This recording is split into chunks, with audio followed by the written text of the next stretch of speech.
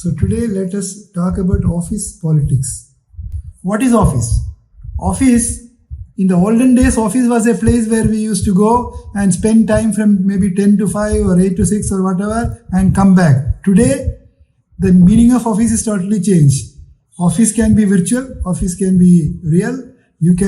All of you can be in different places, but you will be working together in the office. So even in the context of offline office or online office, whatever is the context, office is a place where people come together and they have a task to perform together jointly, and they have to serve the customers or produce results. This is office.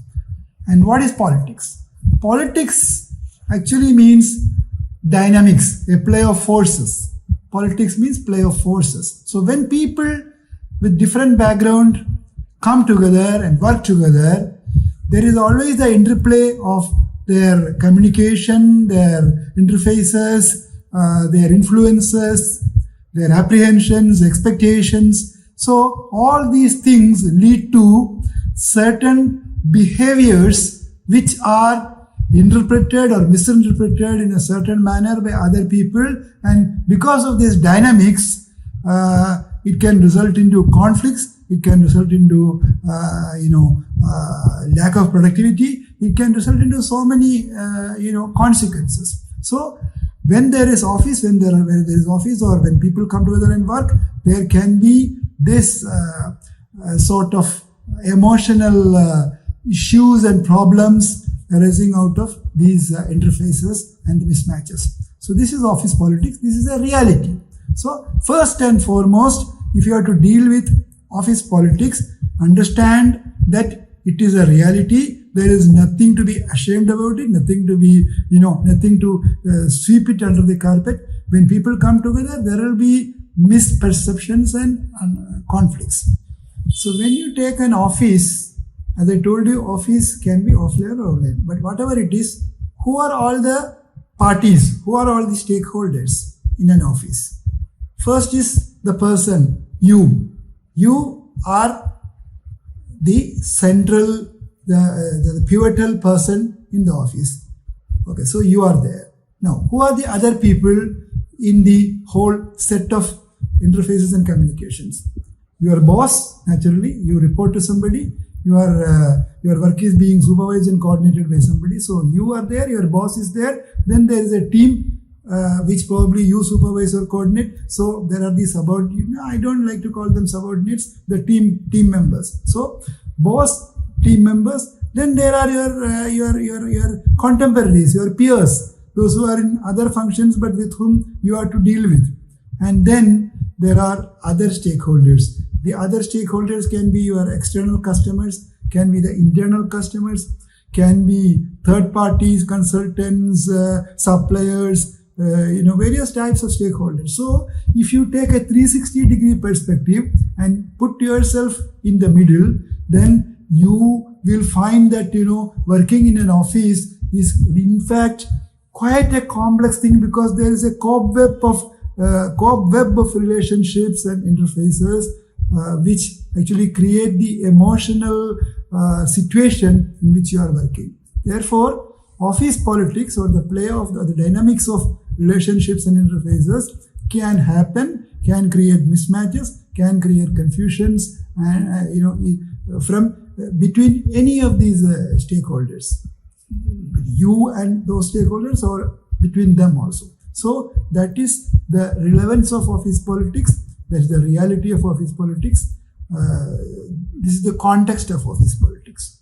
So now we are seeing that, office politics is because of the interplay of forces, dynamism in the relationship of all the people involved. The thing is, when you are caught in office politics, what do?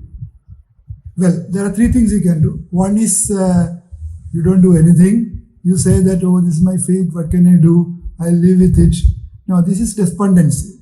This is negativity. This is frustration. The second thing is that I'm not too dumb. I'm also smart, and I can play a chess game also. I played chess game when I was a student, so I can do it when I'm in office. So get into the game and let me be smart enough let me try to outsmart the others and be a winner in the game of chess in office. Well, this is second possibility. The third possibility is that, yes, I want to be very realistic, I want to be matured, I want to be composed, I want to take things as they are, understand, analyze, critically look at it, and critically look at my own possible responses, and then decide in a very compassionate, objective, composed manner what I can do. And so that is the third and probably the more adult-like response in the office situation. Now let's look at 5 rules of managing office politics. First and foremost, we should understand that office politics is a reality. It is there. We cannot brush it aside. We cannot push it under the carpet. We cannot forget about it. We have to be alive and we have to be active and agile to face office politics. That's the first thing. It's a reality. Second thing is that office politics involves the interplay of forces between various people, and one of the most important people in your scheme of things is your boss. So boss management is one of the most important things in your managing the politics in the office. Now here, many people make a mistake of identifying too closely with a boss. Now, this is okay when the boss continues, but no boss is permanent. Probably you as an employee might in all probability outlive the boss. The boss might leave even before you. So therefore, one should be able to manage with many bosses in the career, and therefore don't be counted as Mr. X's person or Mr. Y's person or somebody's boy or somebody's girl. So you have to be objective. So never allow yourself to be branded as somebody's, as too close to some boss. Third thing is there's a concept called boundary management, because when so many people work together, everyone has got an emotional boundary around them. It's like an aura in a picture. If you see a picture of divine personalities or sages or God or whatever, so there is an aura around them. Like that aura, in fact, all of us are carrying an aura around us. Only thing is it's not visible. So never cross the aura, never cross your boundary. Now, sometimes we think that, when somebody is very closely working with us, we take it for granted that the person has given us the freedom to interfere in his personal, matters or in things which are probably beyond this boundary. Now, that is where many people make this great mistake of mixing personal life with office life, personal relation with office relation. Now, this can lead to problems. So, understand your boundaries very clearly. So, it's said that, idle mind is a devil's workshop. So, many people, if you see office politics especially, who indulge in politics more? People with less work, people who are less engaged in what they do, and people who are less tight on their schedule. Because if you are really focused on what you are doing, you have very little time to do politics anyway.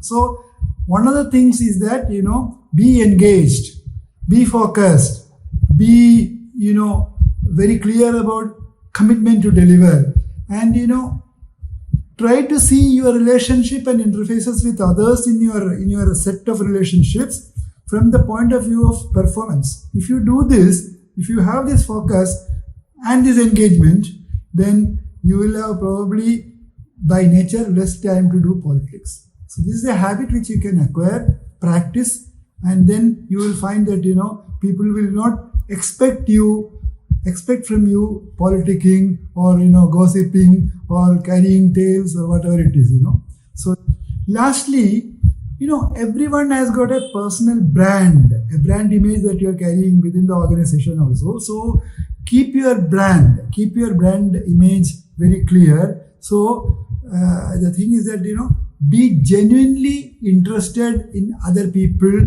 with whom you are dealing, because whether it is your boss or your subordinate or your peers, they should really look upon you as somebody genuinely interested in their performance, not only yours, their development, not only yours, their well-being, not only yours. So if they see you as somebody who is supportive, who is helpful, who is who is a sort of a mentoring person, and who will go out of the way to help him perform and help him be successful, then I think the whole context changes. People don't look upon you as a competitor or as somebody who tries to pull them down. Therefore, make that image that you are genuinely interested in others. And not only the image, you be genuinely interested in others. So this is the fifth and probably the most important part of working in an office. So if you do all these 5 things, I think you can be successful in handling office politics.